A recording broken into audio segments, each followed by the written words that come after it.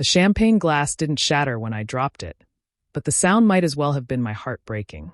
There, in the middle of our engagement party, my sister Veronica had her lips locked with my fiancé Daniel, her hands tangled in his hair, while 200 guests watched in stunned silence. "He never loved you," she announced breathlessly as they finally broke apart, her green eyes glittering with triumph. "We've been together for months. He was just too afraid to tell you." The ballroom at the Ritz-Carlton, decorated with white roses and twinkling lights for what should have been the happiest night of my life, suddenly felt like a stage for my humiliation. But as I looked at them, my sister in her deliberately chosen white dress, my fiancé with lipstick smeared across his guilty face, something strange happened. I smiled. My name is Harper, and I'm 28 years old. To understand why I smiled at the worst moment of my life, you need to know about Veronica and me. We weren't just sisters, we were opposites in every way. I was the responsible one who worked 70-hour weeks building my financial consulting firm from nothing. Veronica was the beautiful one who floated through life expecting everything to be handed to her. Our parents, who passed away 5 years ago in a car accident, had always indulged her while pushing me to be independent. "Harper can take care of herself," Mom used to say. But Veronica needs extra help. That extra help included paying for her apartment, her car, her credit cards, and funding whatever fleeting career passion struck her fancy.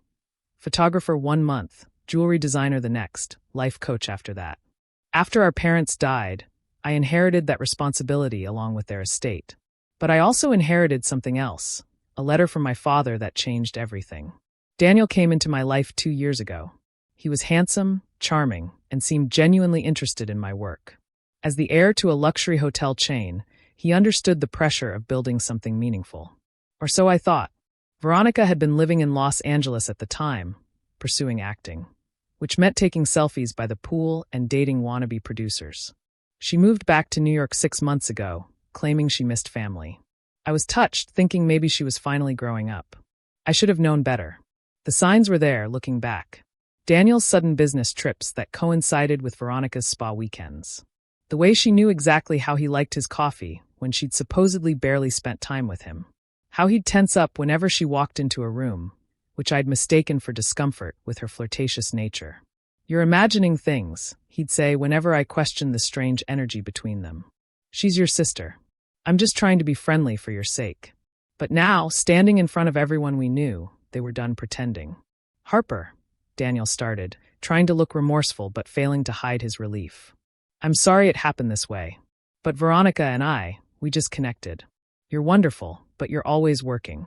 You never have time for fun, for life. Veronica understands what I need." "What you need?" I repeated, my voice surprisingly steady.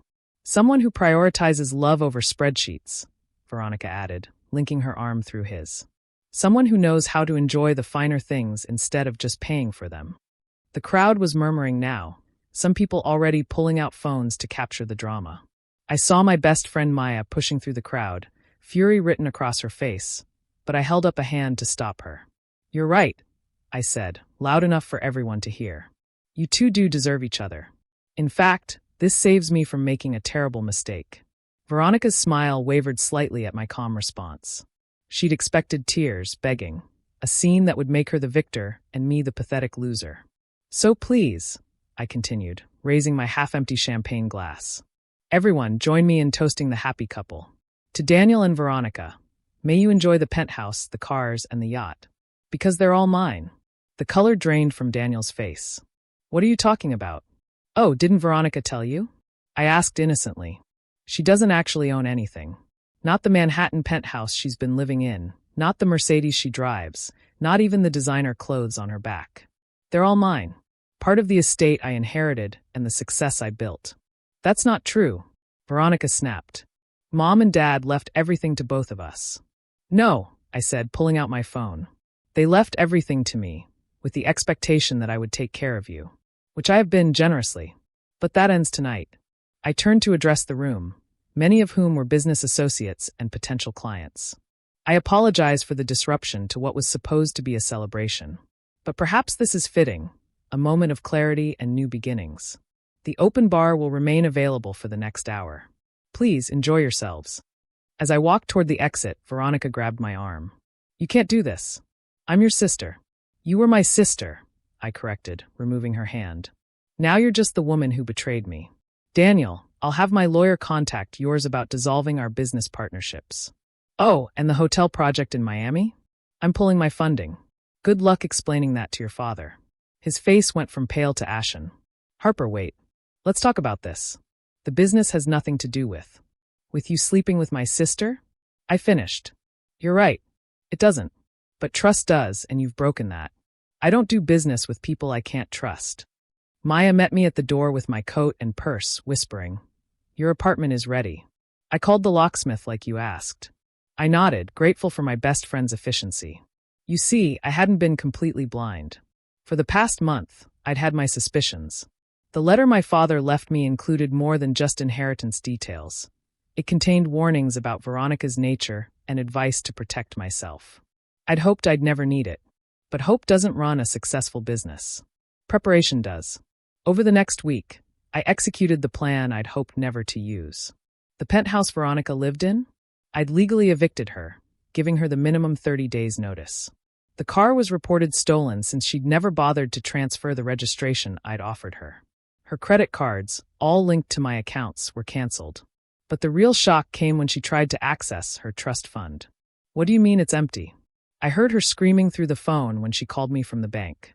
That's my money. No, I explained patiently. That was a discretionary fund our parents left under my control to distribute as I saw fit for your care. I've been depositing money monthly for 5 years. But the fund itself? That was always under my sole discretion. You can't do this. I'll sue. With what lawyer? I asked. The one I've been paying for? And on what grounds? That you're entitled to money that was never legally yours. The silence on the other end was deafening. Harper, please. Her voice became small, desperate. I'm sorry. I love him, I couldn't help it. But you're my sister. You can't leave me with nothing. I'm not leaving you with nothing, I said. You have Daniel, the man you couldn't help falling for. The one who understands what you need. I'm sure his family's fortune will keep you comfortable. That's when she started laughing, a hysterical edge to it. You think Daniel has money? His father cut him off 6 months ago for refusing to work. He's been living off the investments you helped him make. He was marrying you for your money. I know, I said simply. You what? I've known for 3 months that his father froze his trust fund. Why do you think I insisted on separate finances and made him sign a prenup? I was testing him, Veronica. Seeing if he'd tell me the truth, if he'd work to build something real together. Instead, he chose to seduce my sister and live a lie. But then why did you stay with him? Because I needed to know who I could trust. And now I do. The real aftermath began the next day. Daniel, suddenly facing financial ruin without my backing or his father's support, tried desperately to salvage our relationship. He showed up at my office with flowers, at my apartment with jewelry, even hired a flash mob to perform our song outside my building. It was a mistake, he pleaded during one particularly pathetic ambush at my favorite restaurant. Veronica means nothing to me. You're the one I want to build a future with. No, I corrected. My money is what you want to build a future with. There's a difference. Veronica, meanwhile, discovered that being beautiful and charming doesn't pay rent. Within a week of moving in with Daniel, they were fighting constantly. She called me crying one night, begging for forgiveness. He's different now, she sobbed. He's angry all the time, blames me for losing you. Harper, I'm scared. For a moment, my resolve wavered. Then I remembered her smirk as she kissed him at our engagement party. You're a survivor, Veronica. You'll figure it out. Maybe try getting a job. But I don't know how to do anything. Then learn. I did. The hotel project in Miami that I'd withdrawn funding from? I partnered with Daniel's competitor instead, creating a luxury resort that would directly challenge his family's chain. His father, furious about the broken engagement and lost investment, formally disowned him. Within 3 months, Daniel and Veronica's relationship imploded spectacularly. She caught him trying to seduce another wealthy woman at a charity gala. He accused her of ruining his life. They broke up via competing Instagram posts that provided entertainment for our entire social circle. But the real victory came 6 months later. I was reviewing contracts for my newest acquisition when Maya knocked on my office door. You have a visitor. Says she's your sister? I looked up to see Veronica standing in the doorway. But this wasn't the Veronica I knew. Gone were the designer clothes and perfect makeup. She wore simple jeans and a retail uniform shirt, her hair pulled back in a practical ponytail. "Can I come in?" she asked hesitantly. I nodded, curious despite myself. "I got a job," she said, sitting across from me. "At Nordstrom. I'm in the shoe department. It's actually kind of fun. I'm good at it." "Congratulations," I said, meaning it. "I'm not here to ask for money," she added quickly. "I'm here to apologize. And to thank you." "Thank me? For cutting me off. For forcing me to grow up." She took a deep breath. "I've been in therapy. Paid for it myself. The therapist helped me understand that I've been jealous of you my whole life. Not of your money or success, but of your strength. Your ability to stand on your own. So I tried to take the one thing I thought made you vulnerable, Daniel. And how did that work out?" She laughed, a genuine sound without bitterness. "Terribly. He was awful. Controlling, manipulative, constantly comparing me to you. I realized I didn't steal him from you. You let me have him. You knew exactly who he was. I had my suspicions.